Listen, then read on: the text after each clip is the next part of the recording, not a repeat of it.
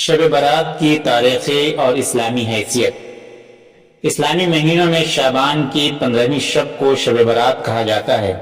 یہ رات مسلمانوں میں خاص اہمیت رکھتی ہے کیونکہ اس میں اللہ تعالیٰ کی رحمت کے دروازے کھول دیے جاتے ہیں اور مغفرت طلب کرنے والوں کو بخش دیا جاتا ہے۔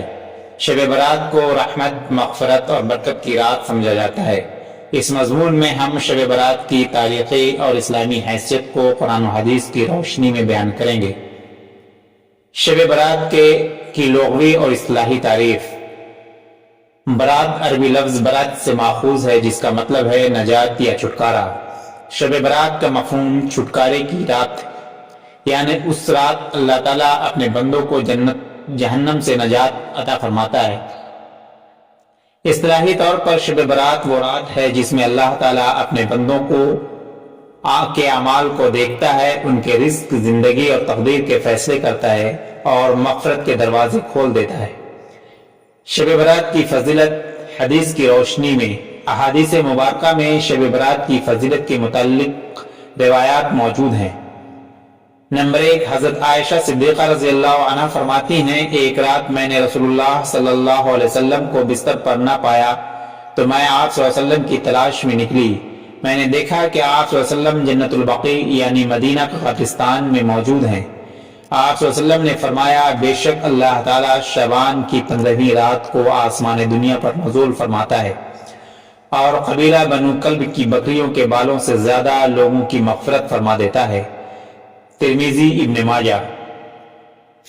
نمبر 2، حضرت علی رضی اللہ عنہ سے روایت ہے کہ نبی کریم صلی اللہ علیہ وسلم نے فرمایا، جب شعبان کی 15ویں رات آئے تو اس میں قیام کرو اور دن میں روزہ رکھو، کیونکہ اللہ تعالیٰ اس رات غروب آفتاب کے بعد آسمان دنیا پر نزول فرماتا ہے اور ارشاد فرماتا ہے، کیا کوئی مغفرت طلب کرنے والا ہے کہ میں اسے بخش دوں؟ کیا کوئی رزق مانگنے والا ہے کہ میں اسے رزق عطا کروں؟ کیا کوئی مصیبت زدہ ہے کہ میں اس کی مصیبت دور کروں؟ یہ سلسلہ طلوع فجر تک جاری رہتا ہے۔ ابن ماجہ۔ نمبر 3، حضرت ابو موسیٰ اشعری رضی اللہ عنہ سے روایت ہے کہ نبی کریم صلی اللہ علیہ وسلم نے فرمایا، بے شک اللہ تعالیٰ شعبان کی 15ویں رات کو اپنی مخلوق کی طرف متوجہ ہوتا ہے اور تمام مخلوق کو بخش دیتا ہے سوائے مشرک اور کینہ رکھنے والوں کے۔ ابن ماجہ، بیہقی۔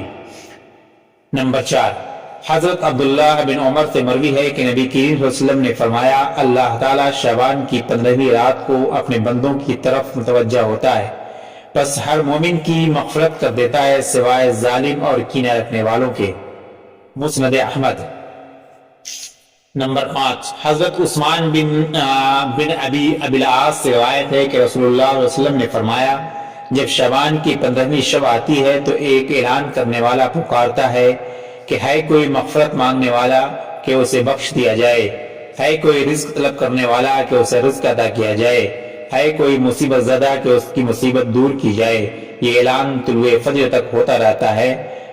بیہقی، شعب الایمان۔ قرآن کی روشنی میں شب برات۔ شب برات کے متعلق بعض علماء کا خیال ہے کہ اس کا ذکر سورۃ الدخان کی درج ذیل آیت میں موجود ہے، ہم نے اسے ایک برکت والی رات میں نازل کیا، بے شک ہم خبردار کرنے والے ہیں۔ اسی رات میں تمام حکمت والے امور کا فیصلہ کیا جاتا ہے۔ سورۃ الدخان، آیت نمبر 3-4۔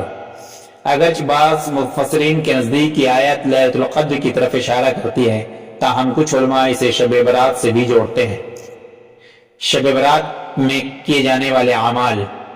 مسلمان اس مبارک رات کو مختلف عبادات میں گزارتے ہیں۔ شب برات میں کیے جانے والے مستحب اعمال درج ذیل ہیں۔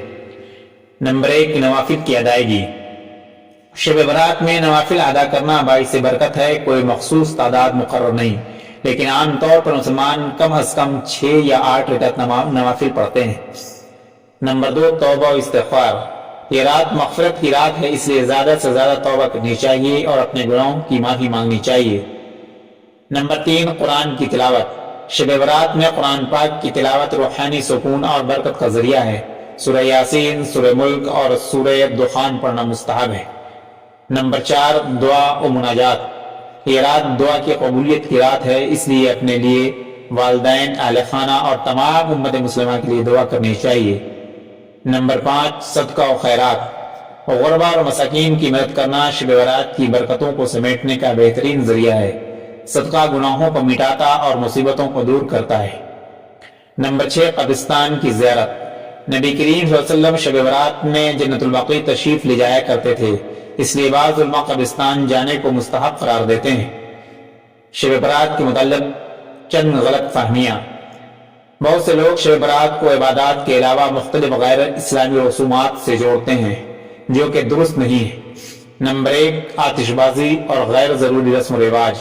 بعض لوگ شب برات کے موقع پر آتش بازی کرتے ہیں اور بے جا خوشیاں مناتے ہیں جو اسلامی تعلیمات کے خلاف ہے۔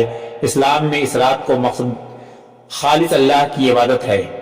نمبر 2، مخصوص کھانا پکانا۔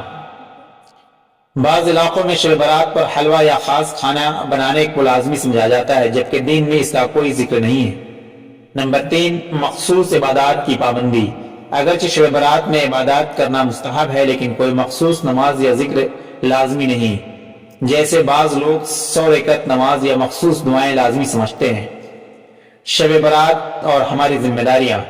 شب برات ہمیں اپنی زندگی کا محاسبہ کرنے، اپنے گناہوں کی معافی مانگنے اور آئندہ کے لیے نیک اعمال کی نیت کرنے کا بہترین مواقع فراہم کرتی ہے۔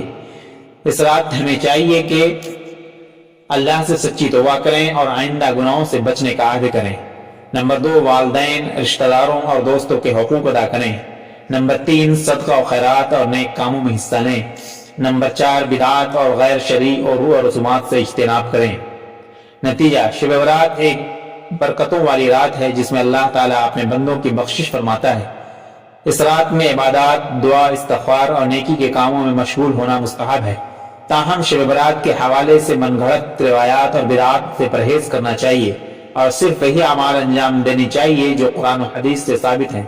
اللہ تعالیٰ ہمیں اس بابرکت رات کو فضیلت سے بھرپور فائدہ اٹھانے کی توفیق عطا فرمائے، آمین۔